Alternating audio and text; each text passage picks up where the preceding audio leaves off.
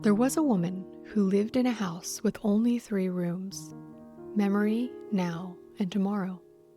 She could only ever be in one room at a time, and the cost was higher than she realized. The house had been left to her by her grandmother, who died without explaining its strange architecture. Each room had a door that opened from a central hallway, and each called to her with its own distinct voice. Memory whispered in her mother's voice, her daughter's first words, and the voices of everyone she'd loved or who had hurt her. Tomorrow sang in a pitch just out of reach, seducing her with visions of possible futures to be embraced or avoided. Now spoke so quietly, the woman often forgot it was speaking. The house had a curse, though she didn't recognize it at first. Whichever room she entered would expand into a richer, more detailed space, while the other rooms blurred into pale washes of color. At first, she tried to divide her days between the 3 rooms. She kept busy with memory in the mornings, stayed present in the afternoons, and planned for tomorrow in the evenings.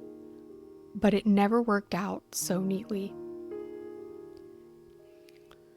She would enter memory just to retrieve one small thing, the recipe her grandmother used for honey cake, and find herself staying for hours.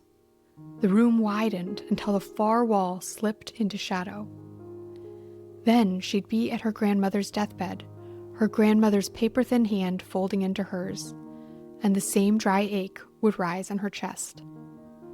When she finally emerged, shaking, the hallway appeared darker, and the other doors harder to locate.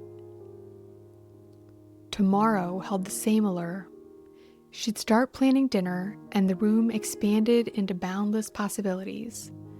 She saw her daughter's future wedding, her own old age, grandchildren not yet conceived. She rehearsed arguments that hadn't happened. Sometimes she visited tomorrow just to worry. She pictured her daughter making the wrong choices, becoming her, living in bitterness and fear. She spent whole days there and emerged exhausted, as if she'd lived through years in a single afternoon. The now room, meanwhile, sat mostly empty. The woman passed through it. She had to. It was the only room leading outside. But she rarely stayed. She pushed through on her way to memory or tomorrow, paying little attention to her surroundings. Years passed this way. The woman's daughter grew from child to teenager to young woman, and she was often physically nearby, yet mentally distant. Her daughter would be speaking, and she would nod without really listening. She was so busy living in every moment except this one that she couldn't see life happening right in front of her. One evening, her daughter said, "You never listen to me."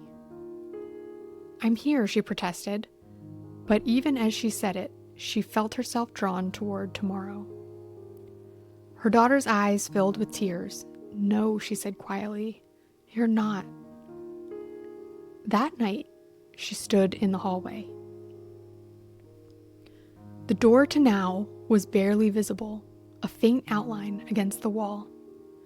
She tried to enter memory, but the room had swollen into a labyrinth of regrets. She kept running into faces from her past and couldn't find the door out. When she finally escaped, she fled to tomorrow, but that room had become a labyrinth as well. Every possible future branched into 1,000 others, and she was lost in a thicket of what-ifs. She stumbled out into the hallway and collapsed, weeping. Then she noticed something she'd never seen before. There was a window in the door to now, a single pane of glass at eye level. She pulled herself up and looked through it. She saw her garden overgrown, the sun setting, that specific sun, that exact blend of pink and orange, her daughter standing under the tree in the yard. Even from the window, she could see the loneliness in her posture. With trembling hands, she pushed open the door to now. The room was small, shockingly small compared to the vast spaces she'd been wandering. But as she stepped inside, it expanded into deeper textures and brighter hues.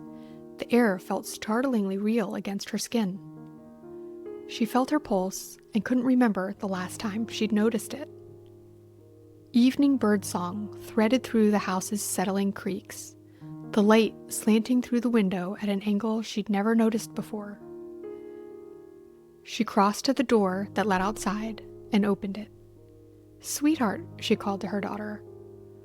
Her daughter glanced up, brow lifting with wariness. "Would you come here?" she asked. "Please?" Her daughter hesitated, then walked toward the house. She stood near the door and let herself simply wait, without letting her mind drift between future conversations and past mistakes. When her daughter appeared in the doorway, she did something she hadn't done in years. She looked at her without seeing the child she used to be or the woman she might become. Her daughter stood there, evening light illuminating her face, questions in her eyes. "I'm sorry," she said. "I've been living in every moment except this one." Her daughter's expression softened slightly. "Can you stay?" she asked. "Here? Now?" She felt the pull of the other rooms, memory wanting her to review this conversation afterward. Tomorrow prompted her to carefully plan her next words. But she breathed and stayed where she was. "I can try," she said. "Help me practice?" Her daughter hesitated, then stepped into the room. Not fully, not yet, but close enough. The woman felt the space expand anyway. Her daughter's hand found hers, tentative at first. Evening light touched both their faces. She could hear her breathing, small, uneven. "Tell me," she said, "what's on your mind? Right now. I'm listening." And for the first time in longer than she could remember, she was here. Her daughter studied her face, searching for proof she meant it. Then, seeing something new in her mother's eyes, she began to speak. Each day would demand this choice. Each moment would call her elsewhere. But now she knew. The door to now had a window. Presence was not perfection. It was returning. It was choosing again. It was a window she could find again and again whenever she forgot. Here's the thing. We all have those 3 doors, and most of us are standing in the wrong room. Before you go, here's what I want to know. Which room do you live in most? Memory, tomorrow, or now? Leave a comment below. Your words might help someone more than you realize.